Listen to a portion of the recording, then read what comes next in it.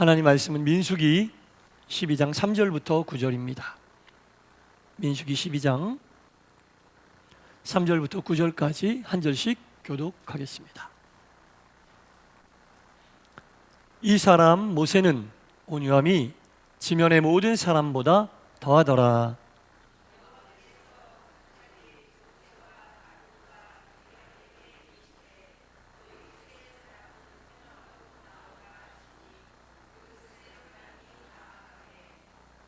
여호와께서 구름 기둥 가운데로부터 강림하사 장막문에 서시고 아론과 미리암을 부르시는지라.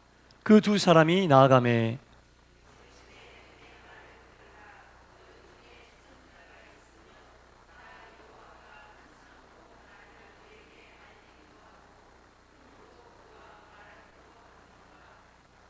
내 종 모세는 그렇지 아니하니 그는 내 온 집에 충성함이라.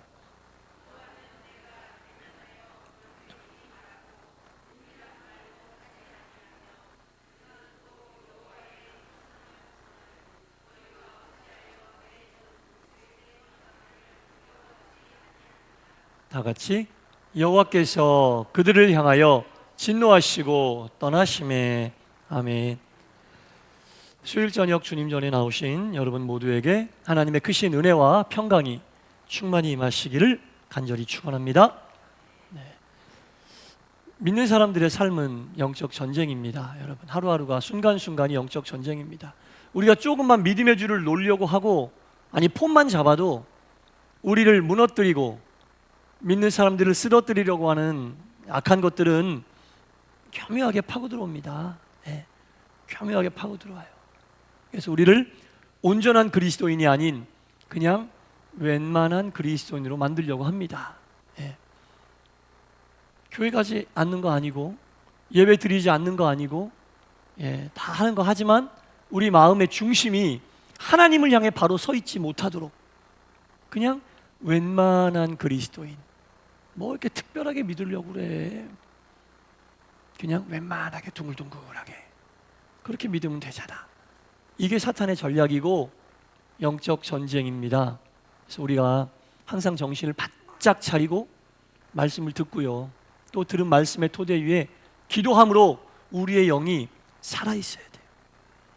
예민하고 아주 샤프하고 날카롭게 살아있어야지 무디면 안 돼요. 무뎌지면 나는 모르지만 우리의 영은 주님과 점점 멀어지고 있는 겁니다. 점점 멀어지고 있어요. 주님과 영이 멀어지고 있으면 우리의 중심이 믿음에서 멀어진다는 얘기인데, 그러면 어떻게 알 수 있느냐? 우리가 하는 생각을 보면 알 수 있어요. 우리가 하는 말을 보면 알 수 있어요. 우리가 하는 행동을 보면 알 수 있어요.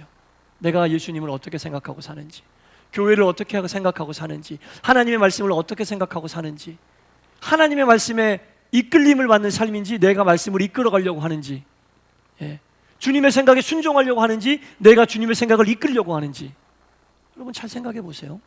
우리의 믿음이 날카롭고 샤프하고 예민할 때와 그렇지 않을 때 나를 생각하면 다 나옵니다. 본인이 제일 잘 알아요.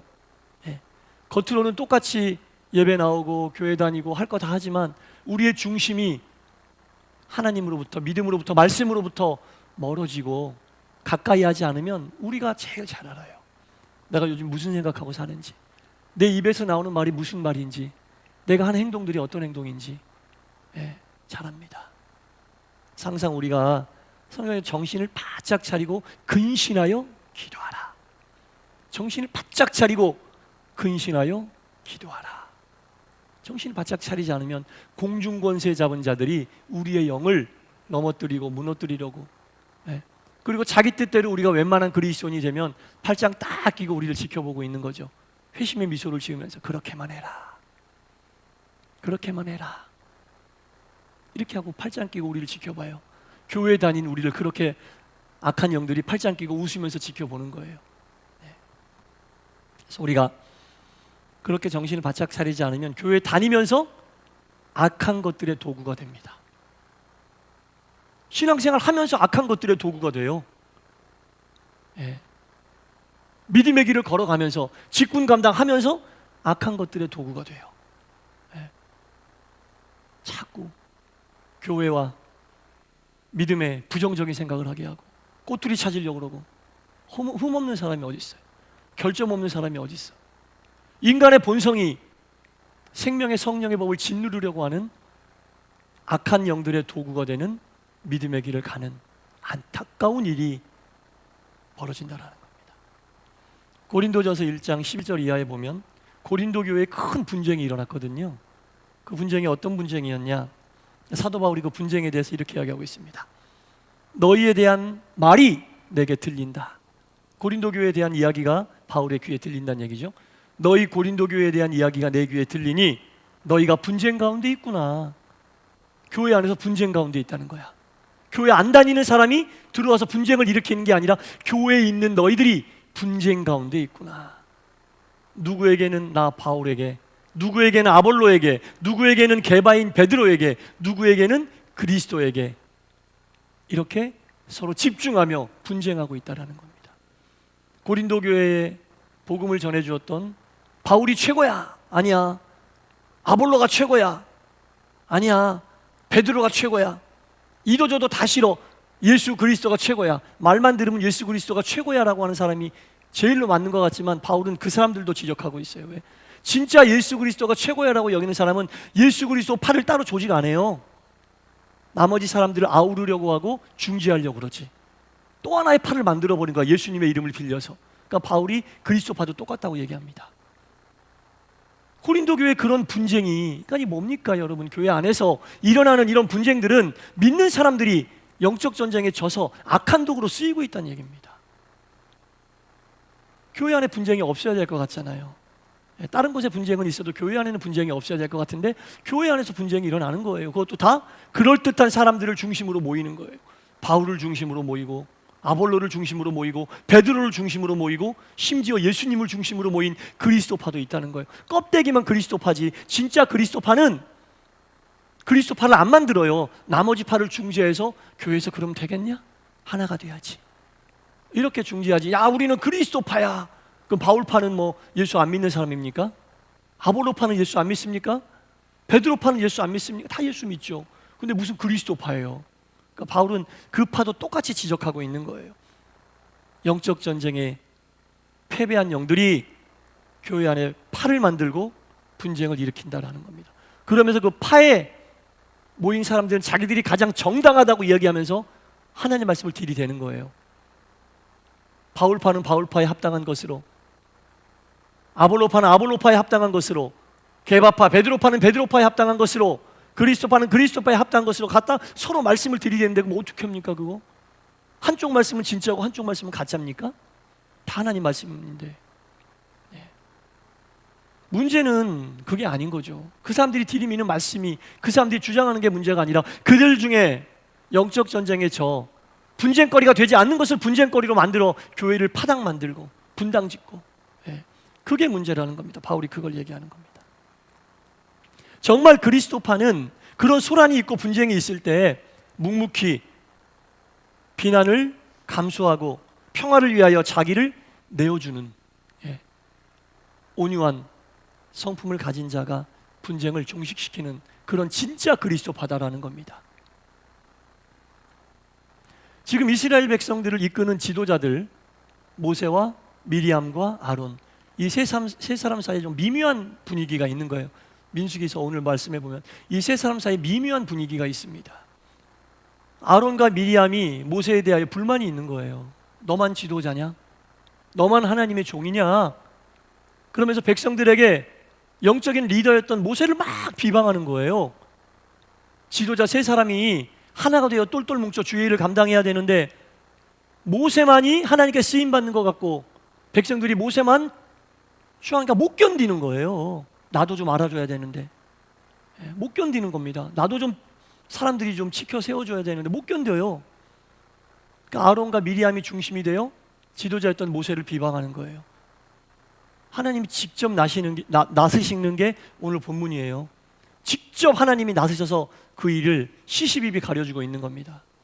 오늘 본문에 그게 나와 있어요. 3절, 12장 3절 하나님이 하신 말씀입니다. 이 사람 모세는 온유함이 지면의 모든 사람보다 더하다. 땅에 있는 모든 사람 중에 가장 온유한 사람이다. 딱 하나님이 선포하시고 4절부터는 어떤 얘기인지 제가 말씀드릴게요. 하나님이 모세와 아론과 미리암을 회막 앞으로 부르셨어요. 회막 앞으로 부르셔서 이야기합니다. 너희들 중에 선지자가 있다면 나는 너희들에게 이렇게 나타난다. 때로는 환상으로 나타나고 때로는 꿈을 통해 내 뜻을 너희에게 알려주지만 모세는 다르다. 직접 나를 대면한다. 같이 읽었죠? 방금 하나님이 회막 앞으로 세 사람을 불러서, 이스라엘의 영적 지도자 세 사람을 불러서 미리암, 아론, 너희들이 비록 선지자라 하지만 나는 너희들에게 나타날 때는 꿈이나 환상을 통해 보여준다. 그러나 모세는 달라. 직접 나를 대면한다. 하나님을 직접 대면하면 죽어요. 모세도 하나님을 직접 대면하면 죽어요. 근데 하나님이 왜 이렇게 말씀하셨어요? 그 정도로 모세와 나는 가깝다. 그 이유가 3절에 있어요. 뭐라고 했습니까? 방금 이 사람 모세는 온유함이 지면의 모든 사람보다 더하다. 하나님이 모세를 그렇게 여기시는 이유는 모세의 지식이나 모세의 탁월한 리더십이나 모세의 어떤 강한 그런 게 아니라 온유함이었습니다. 모세의 온유함이 하나님 보시기에 가장 합당한 리더의 덕목이었던 겁니다. 모세의 온유함이 하나님을 직접 대면하게 만든다는 거예요. 여러분, 분쟁이 일어날 때 가장 필요한 것은 힘도 아니고 지식도 아니고 경험도 아니고 온유함입니다. 온유함입니다. 가정에서도 그렇잖아요? 평화로우려면 다 온유해야 돼. 우리가 모인 공동체에서 그렇죠. 교회에서도 그렇습니다. 하나님이 모세를 통해 지도자들 사이에 분쟁이 있을 때 분명하게 이야기하십니다. 누구를 통해서 이야기하는 게 아니라 직접 당사자 세 사람을 불러다 놓고 바로 그냥 직접적으로 말씀하십니다. 이 사람 모세는 온유함이 지면의 많은 사람보다 최고다. 그래서 모세는 나를 직접 대면하는 것이고 너희 일반 선지자들은 꿈이나 환상을 통해 간접적으로 내가 너희에게 역사한다. 모세 한 사람에게만 하는 얘기야. 이 시대를 살고 있는 우리 모두에게, 이 시대의 그리스도인이 장착해야 될 덕목 중에 가장 중요한 덕목은 온유함입니다. 여러분들이 속한 모든 공동체에 여러분들이 가장 온유한 분들이 되시기를 간절히 바랍니다. 네, 온유하세요. 온유해야 됩니다. 온유하면 약한 것 같죠? 하나님이 세워주십니다. 내가 내 스스로 권위를 세우려고 하면 누가 세워줍니까? 요즘 같은 세상에? 나 목사니까 나 좀 알아봐 주시오 하면 누가 세워줍니까? 나 뭐니까 좀 세워주시오. 나 가진 거 많으니까 세워주시오. 상대를 안 해버리든지 그렇게 안 해요. 네. 온유함이 하나님이 그 사람을 쓰시는 가장 큰 덕목이고 하나님의 영향력을 우리가 얻어낼 수 있는 가장 중요한 덕목이에요. 역대상에 보면 야베스라는 사람이 나오고, 우리 잘 알잖아요. 야베스의 기도 너무 잘합니다. 야베스라는 사람이 나오는데 야베스 4장 9절 이하에 보면 이런 말씀이 있어요. 야베스는 그의 형제 중에 가장 귀중한 자다. 이 귀중한이라고 하는 단어의 뜻이 온유한 자라는 뜻입니다. 네, 온유한 자다. 형제 중에 가장 온유한 자. 그래서 야베스가 어떤 복을 받았어요? 여호와께서 내게 복을 주시려면 뭐예요? 내 지경을 넓혀 주십시오. 내 근심 걱정 환난을 가져가 주십시오. 그 복이 그대로 야베스에 임한 줄 믿으시기 바랍니다. 임했어요, 여러분. 그 복이 야베스에게 그대로 임했어요. 형제들 중에 가장 온유한 자였기 때문에 하나님이 야베스의 그 복을 들어주셨어요. 지경을 넓힌다는 얘기는 땅을 넓혀주신다는 얘기입니다. 네. 지경을 넓힌다는 얘기는 땅을 넓혀주신다는 얘기입니다. 마태복음 5장 5절에도 나오잖아요. 온유한 자는 복이 있나니 뭐를 기업으로 받아요? 땅을 기업으로 받아. 온유한 자에겐 땅을 기업으로 준다는 얘기입니다. 아, 그러면 착하게 살면 하나님이 땅 좀 많이 주시나? 그런 뜻이 아니라 그런 뜻이 아니라 여기서 지경, 야베스에게 주셨던 지경, 마태복음 5장에 나오는 땅은 뭐냐면 자기가 살고 있는 그곳에서 영향력 있는 사람으로 만들어준다는 얘기예요. 그 뜻이 원뜻이에요. 야베스가 지경을 넓혀달라는 얘기는 자기가 거하고 있는 그곳에서 영향력 있는 사람으로 만들어주신다는 얘기예요. 온유한 자에게는 자기가 거하고 있는 그 공동체 내에서 영향력을 넓혀주신다는 얘기입니다. 네. 온유해야 영향력 생겨요. 강하게 나 좀 알아봐 달라고 막 그런다고 영향력 안 생깁니다. 힘으로 찍어 누르면 겉으로는 그럴지 모르지만 속으로는 진심으로 우러나오는 마음으로 그 사람을 인정할 수 없어요. 예. 온유한 자가 하나님의 영향력이 임하여 자기가 머무는 그곳에서 하나님의 영향력으로 리더의 역할을 할 수 있다는 얘기입니다. 모세가 바로 그거예요. 3절에 이 사람 모세는 온 지면에 있는 모든 사람보다 온유함이 월등하다. 그래서 하나님이 모세를 세우신 거예요. 미디안에서 양이나 치던 그 사람에게 어떻게 200만 명을 이끄는 지도자로 만들겠습니까? 예. 온유함이 킥입니다, 여러분. 킥. 우리도 마찬가지지만 우리의 자녀들도 여러분 온유하게 양육하세요. 예. 강하게만 양육하지 마시고 온유하게 양육하십시오. 인간이 자기 스스로 강해지려고 해서 영향력을 가지면 얼마나 갖겠습니까? 예. 이 나라에서 제일 높은 직분을 가진 사람도 5년이 지나면 영향력이 끝나는 거 아닙니까? 5년이 끝나는 순간 너무 급격하게 영향력이 그냥 100이었다면 그냥 한 10 정도 뚝뚝 떨어지는 게 인간의 추구하는 영향력이에요. 자기가 그 자리를 지키고 있을 때 가졌던 영향력은 그 직분이 끝나면 땡이지만 하나님이 주시는 영향력은 끝까지 가는 거예요. 그 영향력을 가질 수 있는 덕목은 뭐다? 온유함이다. 네, 온유함이다. 온유함입니다, 여러분. 이건 하나님이 선지자를 통해 하신 말씀이 아니라 직접 모세와 아론과 미리암을 불러 직접 하신 말씀이에요. 네. 하나님이 당신 직접 온유하지 않은 너희들에게, 쉽게 말하면 미리암과 아론, 온유하지 않은 너희들에게는 비록 선지자지만 이렇게 내가 역사하지만 온유한 모세에게는 직접 대면하면서 역사한다. 이게 하나님의 영향력이 모세에게 임한다는 얘기 아니겠어요, 여러분? 네. 이 시대는 정말 온유한 그리스도인을 필요로 하는 시대입니다. 교회에서도 마찬가지입니다. 그래야 고린도 교회에서 있었던 분쟁이 없어요. 예. 영적 전쟁에 승리하려면 온유함이 있어야 돼요. 왜냐하면 자꾸 우리의 감정을 건드리거든, 악한 것들은. 그래서 우리를 온유하지 못하게 만들어요. 분내게 하고 큰 소리치게 화나게 하고 막 부정적으로 보게 하고. 교회를 부정적으로 보면 어떻게 합니까? 교회가 사람의 것도 아닌데. 그렇죠. 교회에서 하는 일을 부정적으로 보면 어떻게, 교회 이 사람의 일입니까, 여러분? 제가 늘 말씀드리잖아요. 하나님의 일이면 하나님을 중요하게 생각하고 주의 일을 하는 사람이 있고, 일을 중요하게 생각하고 하나님의 일을 하는 사람이 있어요. 하나님의 일이 하나님이 중요하다고 생각하고 하는 분들은 온유해요. 그래도 하나님의 일이니까 더디 가더라도 일의 성과나 일을 중요하게 생각하는 사람들은 누가 그 속도에 못 따라오면 분내요. 화납니다. 온유함이 가장 그리스도인으로서 하나님의 영향력을 직접적으로 가지고 세상을 사는 힘이고 능력이 될 수 있다라는 거죠. 야베스도 그랬고요. 형제 중에 가장 귀한 자다는 얘기는 형제 중에 가장 온유한 자였다. 그러니까 하나님이 내 지경을 넓히고 환난과 근심과 걱정이 없게 하셔서 오케이, 야베스에게 그 복이 임했죠. 사랑하는 성도 여러분, 온유한 믿음의 길을 가는 저와 여러분 되시기를 간절히 바랍니다. 마태복음 끝나려는 멘트를 했는데 성구 한 절이 생각나서, 마태복음 11장 29절, 이건 예수님이 하신 말씀.